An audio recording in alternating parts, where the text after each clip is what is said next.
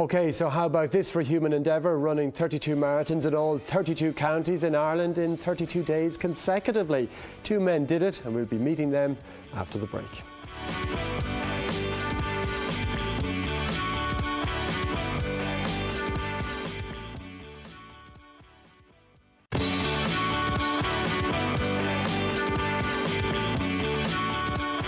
Welcome back. Now, there's lots of ways to raise money for charity, but our next guest did something pretty extreme. Amateur runners Gerry Duffy and Ken Whitelaw decided to run not one, not two, but 32 marathons in each county in Ireland, and as if that wasn't enough, they did them in 32 days consecutively, and they crossed the finish line on Bank Holiday Monday. And lads, was that a relief or what?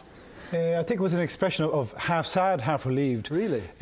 We came up with the idea a couple of years ago to do this event, and we were one full year putting the whole logistics together, because it was a sizable event. It wasn't just myself and Ken that were running. We encouraged, or tried to encourage as many people as possible to come and run with us and to raise funds for charity. So putting that whole event together and the logistics that required was something that we both thoroughly enjoyed, but it was a full 12 months of hard work. Yeah. What about the physical side of it though, Ken? Like, it's a huge undertaking physically, isn't it? It was, but it's something that we didn't start into lightly either. I mean, we've both come from marathon background, endurance training, Ironman triathlons and that kind of thing. But even with all of that, we still took our training very seriously. We've been training for about 12 months before it. And since January, February last, we've been training intensely. We've built up our weekly mileage to 110 miles a week leading up to the event. So we had trained physically very hard for it, but the mental side of things was also a huge factor in it. I think like when we were each doing our long runs, getting our minds focused into trying to get our heads around running 32 consecutive marathons was a huge part of it too, you know. But thankfully we succeeded last Monday.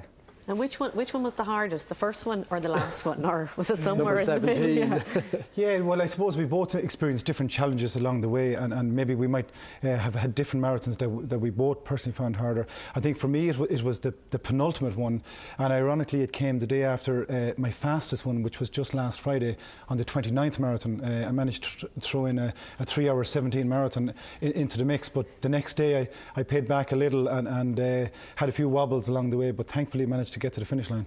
Just to put it in context for people who are not runners, that's 32 marathons over 26 miles each. So what was your total of miles that you covered over the 32 days? I think it works out at 834 miles over 32 days, but it's an amazing distance. But I think we broke it down, and it's not just about running in the legs. There was a whole element of nutrition, and we got fantastic nutritional advice.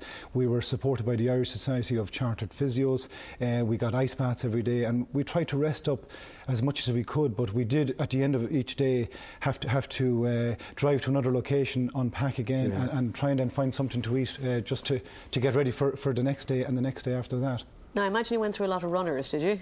We did. Well, we had about 6 or 7 pairs each, so but we rotated them. We had a different pair every day, so every 7th or 8th day we had the same pair of runners again. It just meant that the heels were a little bit fresher. Any bad sores, blisters? Blisters, yeah. Not really. I mean, I don't think you had one blister at all, Gerry. I had 2 small blisters, but thankfully they weren't in sore spots, so they didn't even bother me at all. I had a couple of days after about the first week when I was down around Cork, Kerry and Limerick, that just a couple of injuries meant I had to walk for 3 or 4 days, and I had long days. I think my longest day, I started at 10. I got off the course at 10 to 9 that night. And then had to travel for 2 hours and get physio and get an ice bath. I think I got out of the ice bath at 5 to 1 that morning. Gosh. But thankfully I recovered, and 4 days later I was back doing, marathons sub 5 hours, and then a couple of days later sub 4 hours. Now tell us, you had people running marathons along the way through every county, people who'd been training. Many of them was their first time, and you experienced real emotions. You saw a lot of people crying and real achievements for them, didn't you? We did. It was amazing. You know, I guess the easier way, if there is an easier way to do it, would be just for myself and Ken every morning to start our GPS watches quietly on a quiet country road and run 26.2 miles. But what we wanted to do was create a fun event and a charity event.